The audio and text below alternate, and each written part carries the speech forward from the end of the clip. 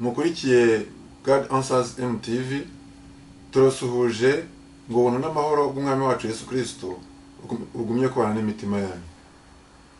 Uyu ni umwanya mwiza dusangira ijambo ry'Imana maze umwuka wera akatuganiriza akaduhugura akatubwira icyo dukwiye gukora muri kino gihe cy'imperuka.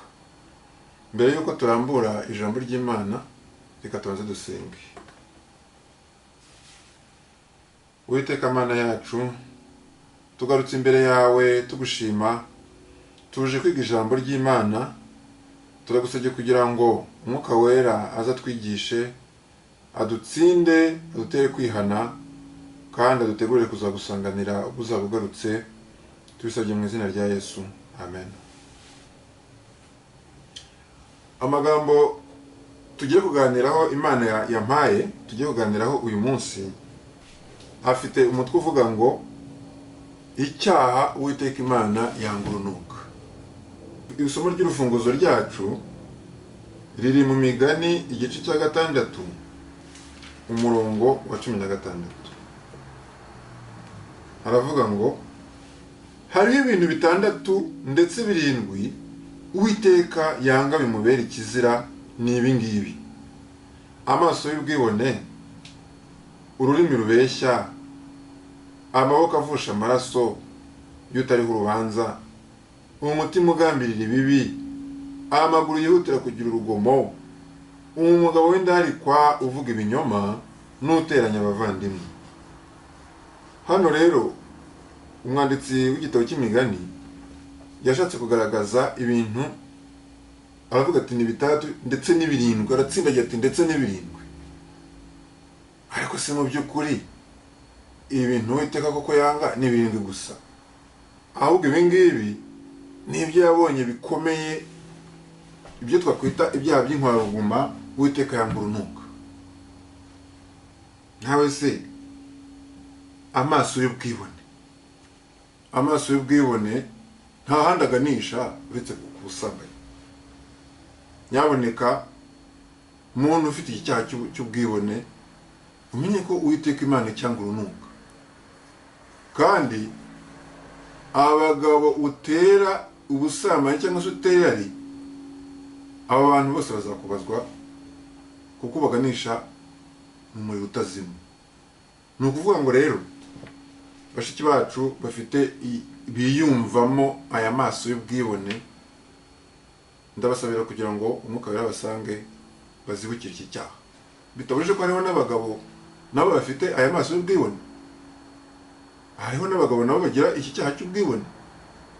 Ntabwo ari bashiki bacu gusa, twese umuntu wese wiyumvamo iki cyaha aragirwa inama yo kukireka, kandi Uwiteka cyanga urunuka. Ururimi rubeshya, umuntu ashobora kuvuga ati icyaha cyo kubeshya ni icyaha gitoya, nyamara ushobora kubeshyera umuntu bikamuviramo nko gufungwa igihe kirekire. Ushobora kubeshyera umuntu bikamuviramo akandi kaga gakomeye. Ni ukuvuga ngo rero icyaha cyo kubeshya Uwiteka cyanga urunuka. ariko se ni kangahe abantu babeshya no kuri telefone, ukamutelefona akavuga ati ubwo atandeba reka mubeshye ko ndahana, kandi nyamara uri muri bisi ariko ukabeshya uti ndahana. Nyamara hariho n'abigeze babikora, akamuhamagara ati kana kagira ingeso yo kubeshya, amwicaye inyuma, bicaranye muri bisi, akamuhamagara atari turi he, undi ati ndahana, kandi bicaranye muri bisi. Rero mu by'ukuri icyaha cyo kubeshya Uwiteka cyangwa urunuka. Amaboko avusha amaraso y'utariho urubanza. Mu by'ukuri iyo dusomye mu Itangiriro tubona ukuntu amaboko avusha amaraso y'utariho urubanza byabaye ku bantu ba mbere Imana yamaze kurema, ku muryango wa mbere wa Adamu na Eva. Ubwo Kayini yaramburiraga ukuboko kwe akica murumuna we Abeli kubwo kumugirira ishyari, kubera ko yaramaze kubona ko igitambo cye cyemewe, icye kitemewe, maze arambura ukuboko kwe avusha amaraso ya murumuna we, kandi nta cyaha yari afite. Nyamara amaze kumwica, Uwiteka Imana yaramuhannye ndetse bikomeye. Ariko kuko Imana igira imbabazi, ntabwo ahise imurimbura, ahubwo yamushyizeho ikimenyetso kugira ngo uzamubona wese ko atazamwica. Nuko Uwiteka amushyiraho ikimenyetso kugira ngo uzamubona wese atazamwica. Ni ukuvuga ngo rero icyo cyaha cyabaye ku babyeyi bacu ba mbere cyarababaje cyane, bituma barushaho kumenya ingaruka z'icyaha. Byatumye barushaho kumenya ingaruka z'icyaha, ndetse ibyanditswe bitubwira ko kubera ibintu bibi Adamu yabonye, birimo n'uko abana be bicanye, ngo yahise agambirira kutazongera gukora icyaha mu buzima bwe bwose, ngo yarinze asinze atongeye kugira icyaha kindi akora.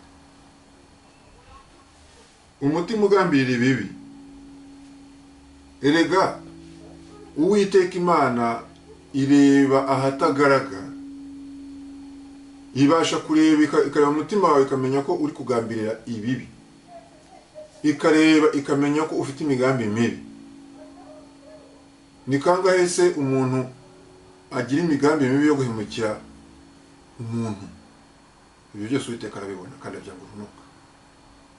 Kugira imigambi mibi, kugambirira gukora ikibi, kugambirira guhemukira mugenzi wawe, ukamugambanira, ukamuteza abagizi ba nabi. Hariho n'abantu agambirira kugira nabi mugenzi we, akanamurugisha. Ibyo tugenda tubyumva hirya no hino mu buhamya tugenda tubona kuri za YouTube n'ahandi. Rwose akamugira ishyari, akagambirira kumuhemukira, akamurugisha, akamugira nabi, cyangwa se akagambirira kumufungisha, akamufungisha kandi amuziza ubusa. Ibyo byose Uwiteka byanga urunuka. Amaguru yihutira kugira urugomo. Ariko bavandimwe, ko izi ngingo zacu Uwiteka yaziremeye kumuhimbaza. Uwiteka ko yaremye izi ntoki ngo zicurange inanga nk'iyi ngiyi, amajwi meza asohoke, abantu bishime. Uwiteka ko yaremeye aya maguru yacu kuyakweta inkweto tukajyana ubutumwa bwiza. Uwiteka ko yaremeye uyu munwa kuwuvugisha ijambo ry'Imana no kuririmba. Yigeze uremera kuvuga amagambo y'amahomvu nayo kugambanira bagenzi bacu. Izi ntoki Uwiteka ko yaziremeye gucuranga inanga nk'ingo abantu banezerwe, yaziremeye gukubita bagenzi bacu. Ibi birenge Uwiteka biremeye gukweta inkweto z'ubutumwa bwiza, tukajya kubwiza ubutumwa bwiza. Yaziremeye guterana imigeri naza n'ibindi, turwana na bagenzi bacu. Ibyo ngibyo Uwiteka abyanga urunuka. Ahubwo icyo yishimira nuko izi ngingo yaduhaye tuzikoresha tumuramya kandi tumuhimbaza. Umugabo w'indarikwa uvuga ibinyoma, ni kangahe se umuntu yikora akajya mu rubanza akajya gushinja ibinyoma mugenzi we. Ibyo byose Uwiteka byanga urunuka. Nuteranya abavandimwe. Abavandimwe ni abantu bakomeye, ni abantu bahuriye kuri byinshi, ni abantu bahuje amaraso, bahuje ababyeyi, baba barasangiye akabisi n'agahiye. Birababaje rero kubona umuntu abasha guteranya abavandimwe agatuma bangana. Abavandimwe banganye ntibabasha gushyigikirana, abavandimwe banganye ntibabasha gutabarana. Mbese kubona abavandimwe banganye ubona biteye agahinda. Ariko biravuga ngo ni byiza n'iby'igikundiro kubona abavandimwe baturanye kandi bahuje, barunganirana, bagafatanya gufasha ababyeyi babo, ugize ubukwe bakamushyigikira. Yemwe mubonye ukuntu abavandimwe bakundanye rwose bakora ibintu byiza, ntiwakwifuza kubona umuvandimwe wanganye n'undi. Iyo dukomeje gusoma ibyanditswe byera, dukomeza kugenda tubona ibindi byaha Uwiteka yanga urunuka. Reka dusome Itangira igice cya 38. Hano mu Itangira igice cya 38 tuhasanga iby'umugabo witwa Yuda. Uyu nguyu ntabwo ari Yuda Iskariyota, ahubwo ni umwe mu bahungu ba Yakobo. Yuda abyara Peresi kuri Tamari umukazana we. Namwe munyumvire, muzi ko mu Kinyarwanda ibi bintu kizira, ndetse babyita gukazanura. Ariko uyu Yuda yasambanye n'umukazana we. Mwiyumvire ibyamubayeho. Reka duhere ku murongo wa 12. Hashize iminsi umukobwa wa Shuwa muka Yuda arapfa. Yuda amaze kumwerera, arazamuka Gitimuna, aho abagaragu be bakemuriraga intama ze, we n'inshuti ye Hira umunyadulamu. Ahangaha murumva ko Yuda yamaze gupfaka. Babwira Tamari bati, sobukwe arazamutse agiye i Timuna gukemuza intama ze. Yiyambura imyenda y'ubupfakazi, yitwikira umwenda mu mutwe arisesura, yicara mu marembo ya Enayimu yo mu nzira Igitimuna, kuko yabonye Shera amaze gukura, ntibamumuhe ngo amuhungure. Yuda amubonye agira ngo ni maraya, kuko yari yitwikiye mu maso. Atambikiraho yari iruhande rw'inzira, aramubwira ati, ndakwinginze turyamane, kuko yari atazi ko ari umukazana we. Aramubaza ati, nituryamane urampa gisasiro ki? Ngo nibiguze. Aramusubiza ati, ndakohereza umwana w'ihene wo mu mukumbi. Aramubaza ati, urampa ingwate kugeza aho uzamuherereza? Uyu mukobwa yari azi ubwenge, uyu mukazana we udahazi ubwenge. Turampa ingwate kugeza aho uzawoherereza uwo mwagazi w'ihene. Nawe aramubaza ati, ndaguha ngwate ki? Aramusubiza ati, nk'impeta yawe iriho ikimenyetso n'umugozi wayo n'inkoni witwaje. Arabimuha, bararyamana, amutwika inda, arahaguruka aragenda. Iki gitekerezo rero ni kirekire kandi kirimo icyigisho gikomeye cyane. Uyu musaza Yuda yananiwe kwihangana, yapfushije umugore, ananirwa kwihangana. Ananiwe kwihangana, aragenda abona indaya yiyicariye. Kumbe ni umukazana we ariko wihinduye indaya. Noneho hatangira ibyo twita gutereta. Ariko ikintu gitangaje ni ukuntu hariya yamubajije ngo urampa ngwate ki? Naho Yuda ngo urashaka ko nguha iki? Iyo umuntu akubajije ngo ushaka nguha iki rero agutegeka icyo ashaka cyose. Buriya iyo Yuda ahita amenya ubwenge, agahita yenda amubwira ati, ndaguha ingwate yenda y'inka, cyangwa se ndaguha ingwate, akareba ikindi kintu kitari ku mubiri we. Ariko nyamara umuntu wagiye gusambana se aba ameze nk'umusinzi. umusinzi niwe inzoga zitwara akabura control. Umuntu washatse gusambana nawe rero rwose ibyo afite byose arabitanga. Arangije amuha ibintu bikomeye cyane, amusaba ibintu bikomeye cyane, ati impeta yawe iriho ikimenyetso n'umugozi wayo n'inkoni witwaje. Ese ubwo umuntu utanze ingwate y'impeta yawe ari igaragaza mariage yawe kuri umugabo washyingiwe, utanze inkoni yawe ari igaragaza kuri umutware, amuha n'umugozi wayo n'umugozi w'iyo mpeta, amuhaye ibintu by'agaciro rwose byereka, amuhaye ubugabo bwe bwose, ubutware bwe bwose aramuhaye. Munyumvire namwe. Arangije bararyama, arangije amutera inda. Nuko twihuse mu gitekerezo, ubwo byari bimaze kumenyekana ko umukazana wa Yuda atwite, Yuda amaze kubimenya, amaze kubimubwira, yahise amuciraho iteka. Yahise amuciraho iteka. Nuko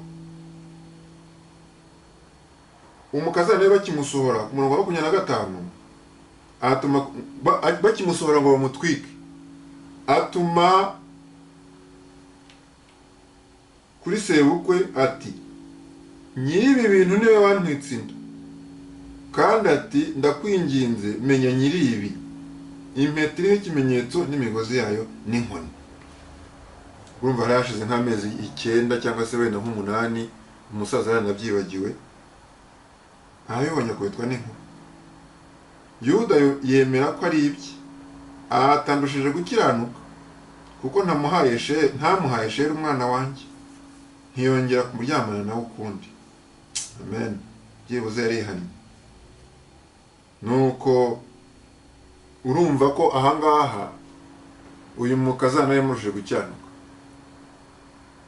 Hanyuma Yuda ayisubira ntibamutwika ko yaramaze nyine kuvuga ko muruje gukiranuka. Mu by'ukuri rero bavandimwe, nimwumve icyaha cy'ubusambanyi, yuko umuntu ashobora no kugeraho aryamana n'umukazana we. Numvishe hariho ngo n'abajya muri za boîte de nuit, noneho bagacyura abakobwa, bwacya bagasanga baryamanya n'amagini cyangwa se n'amadayimoni, cyangwa se agasanga aryamanya n'agakecuru. Mu by'ukuri rero icyaha cy'ubusambanyi ni icyaha kibi, kigira ibibi byinshi, kigira n'ingaruka nyinshi. Bavandimwe, tuzibukiye icyaha cy'ubusambanyi kuko kizana ingaruka zitabarika. Mwibuke ibyabaye kuri Dawidi. Dawidi ubwo ingabo ze zari zimaze kujya ku rugamba, azohereje ku rugamba, yisigariye Yerusalemu. Ibyo tubisoma mu rwa 2 rwa Samweli, urwandiko rwa 2 rwa Samweli igice cya 11. Bukeye nimugoroba Dawidi yibambuye ku gisasiro cye, aza agendagenda hejuru y'inzu y'umwami. Ahagaze hejuru ahabona umugore wiyuhagira, yari umugore mwiza w'ikibengukiro. Dawidi yamubonye atuma kubaririza uwo mugore wari we, maze umuntu aramubwira ati si Batisha mwene Eliyamu umugore wa Uriya w'umuheti? Nuko Dawidi yohereza intumwa ziramuzana, aziwe araryamana. Maze asubira iwe, bukeye arasama, atuma kuri Dawidi ati ndatwite. Ariko tukiri ahangaha nkubaza ikibazo, wowe ukurikiye kino cyigisho, iyo uza kuba uri uyu mugore umwami akagutumaho, yarangiza akagusaba ko muryamana, wari kwitwara gute? Hanyuma Dawidi atuma kuri wabo, amaze kumva ko nyine uriya mugore yatwite, ati nyohereza Uriya w'umuheti. Nuko Yowabu yohereza Uriya kuri Dawidi. Uriya ageze kwa Dawidi, Dawidi amubaza uko Yowabu n'ingabo bameze, amubaza n'amakuru yo mu ntambara. Maze Dawidi aramubwira ati manuka ujye iwawe woge ibirenge. Nuko Uriya ava ibwami, maze bamukurikiza igaburo rivuye ku mwami. ariko Uriya yiraranira n'abagaragu ba shebuja bose baraririye ku muryango wa kambere w'ibwami. Ntiyamanuka ngo ajye iwe. Babwiye Dawidi kuriya atagiye iwe. Dawidi niko kubaza Uriya ati, mbese ntuvuye ku rugendo? N'iki cyakubujije kujya iwawe? Hano Dawidi ibyaha birimo kwikurikirana. Dawidi ubwa mbere yabengutswe umugore utari uwe. Ubwa mbere yatereranye ingabo ze. Ubwa kabiri abengutswe umugore utari we, yandaritse amaso ye arebye ibyo atakwiye kureba. Ubwa gatatu atumyeho, ntiyihanganye ngo yigire mu nzu ye, atumyeho umugore baramumuzaniye. Bamumuzaniye nta gutekereza ko ari umugore w'umusirikare we, aryamanye nawe, amuteye inda. Arangije umugore amutumyeho ko atwite. Amaze kumutumaho ko atwite, nkaho yapfukamye ngo asabe Imana imbabazi, avuga ati icyo nakoze giteye agahinda, atumaho umugabo we. Amutumaho ati, atuma ku mugaba mukuru w'ingabo witwa Uriya, ati witwa Yowabu, ati nyoherereza Uriya. Nuko noneho Uriya araza. Amaze kuza, ikindi cyaha atangira kumutereka amayoga no kumusindisha. Arangije ati manuka ujye iwawe. Arangije ategura ibyo kurya, amafunguro n'ibyo kunywa. Arangije arabimuherekeresha kugira ngo nagerayo n'ubundi akomeza anywa asinde aryame. Noneho icyaha iyo nda azayegeke ku mugabo. Icyagiye ni watashye se uvuye ku rugerero kugira ngo asisibiranye, arimo gusisibiranya icyaha. Nuko noneho umugabo uyu umusirikare nawe amubera ibamba, yigumira aho ngaho ku irembo yiraranira n'abagaragu. Maze Dawidi aherako arakarira uwo mugabo cyane, niko kubwira Natani ati, ndahiye Uwiteka uhoraho, umuntu wakoze bene ibyo akwiye gupfa, kandi azariho umwana w'intama 4, kuko yakoze ibimeze bityo, kandi kuko atagira impuhwe. Ahangaha aya magambo Dawidi yavuze, uru rubanza yiciriye neza bimeze nk'uko Yuda amaze kubwirwa yuko umukazana nawe atwite, nawe yahise amucira urwo gupfa, ati ni mumusore mu mutwike. Ariko hano nakwibaza ikibazo, kubera iki umunyabyaha azira undi? Kuki umunyabyaha azira undi? Umunyabyaha iyo yumvishe umuntu wakoze iki kintu ati tikanaka atakwiye gupfa, umunyabyaha azira undi. Nyamara Uwiteka siko akora. Ibihano bye byuzuye imbabazi. Ibihano bye byuzuye imbabazi. Uwiteka ajya aduhanira ibyaha twakoze, yadutwika tugashya tugashira. Si ugutegeka izuba rikururukaho gatoya hanyuma rikadutwika tugashira. Imbabazi z'Uwiteka zihoraho iteka ryose. Ni ukuvuga ngo rero Uwiteka si nk'umuntu. Natani abwira Dawidi ati, nuko rero Uwiteka yagukuyeho icyaha cyawe, nturi bupfe. Ariko kuko wahaye abanzi b'Uwiteka urwitwazo runini rwo kumutuka kubw'icyo wakoze icyo, umwana uzavuka ntazabura gupfa. Natani aherako arigendera asubira. Gusa hano icyo twashimira Dawidi nuko ari umuntu wihana. Nuko ari umuntu wihana, ucisha bugufi, akamenya icyaha yakoze. Kandi ijambo ry'Imana rivuga ngo umutima wicishije bugufi Uwiteka ntazawusuzugura. Mana umbabare kubw'imbabazi zawe. Kubw'imbabazi zawe nyinshi usibanganye ibicumuro byanjye. Unyuhagire rwose gukiranirwa kwanjye, unyeze nkoreho ibyaha byanjye. Kuko nzi ibicumuro byanjye, ibyaha byanjye biri imbere yanjye iteka. Ni wowe ubwawe nacumuyeho, nakoze cyangwa n'amaso yawe byabereye bityo kugira ngo uboneke kucyanuka nuvuga, kandi uboneke kuboneye n'uca urubanza. Dore nabiremanywe gukiranirwa, mu byaha ni mama yambyariye. Dore ushaka ukuri ko mu mutima hataboneka uzahamenyesha ubwenge. Unyejeshe zobu ndere, unyuhagire ndabumweru ndushe urubura. Bana b'Imana, nimureka twige kugira umutima wo kubabazwa n'icyaha nk'uwo Dawidi yari afite. Iki nicyo cyatumye Uwiteka amukunda agakomeza ingoma ye kugeza ubwo Dawidi yasinziriye nk'abakiranutsi, kugeza ubwo Dawidi n'uyu munsi tukimwigiraho. Mu gihe twiga iki cyigisho kandi tugisoza, ndabasabira kandi nanjye nisabira kugira ngo Uwiteka duhe umutima wo kuzinuka icyaha. Uwiteka dusukire ku Mwuka Wera, maze tuyoborwe n'Umwuka Wera kandi tuyoborwe n'ijambo ry'Imana. Ndabasabira kandi nanjye nisabira kugira ngo Uwiteka aduhe kumenya kwanga icyaha, aduhe no kukihana. Nibyo mbasabira nanjye nisabira mu izina rya Yesu. Dusoza reka turirimbe indirimbo y'ijana na 18.